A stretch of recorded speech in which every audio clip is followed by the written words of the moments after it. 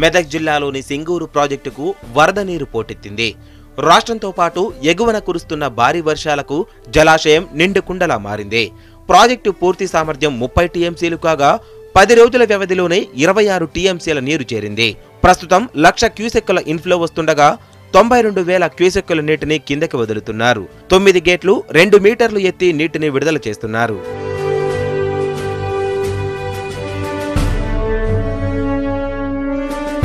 అటు సింగూరు ప్రాజెక్టు దగ్గర జల విద్యుత్ ఉత్పత్తి ప్రారంభమైంది.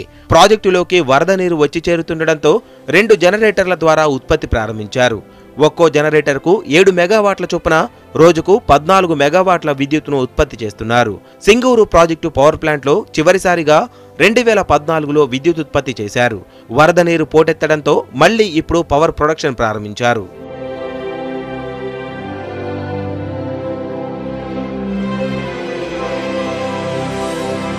నిండుకుండను తలపిస్తున్న సింగూరు ప్రాజెక్టును ఎమ్మెల్యే బాబుమోహన్ పరిశీలించారు.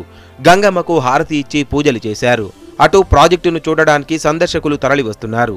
సీఎం కేసీఆర్ చేసిన యాగం వల్లనే వర్షాలు సమృద్ధిగా కురిసి ప్రాజెక్టు నిండిందని సందర్శకులు చెప్తున్నారు.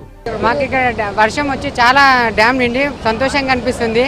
వర్షం పంటలు పొలాలు బాగా మంచిగా పంటాయని సంతోషంగా కోరుకుంటున్నాం. ఇక్కడ వచ్చి కేసీఆర్ గారు ఆయుధ చండీ యాగం చేయడం వల్ల ఒకవేళ పైవాడి దయ భగీరథుని వల్ల చూసినా చాలా ఆనందంగా. అటు సింగూరు ప్రాజెక్టు నిండడంతో ఆయకట్టు రైతులు ఆనందం వ్యక్తం చేస్తున్నారు. ఈ ఏడాది సాగునీరుకు ఇబ్బంది ఉండదని ధీమాగా చెప్తున్నారు.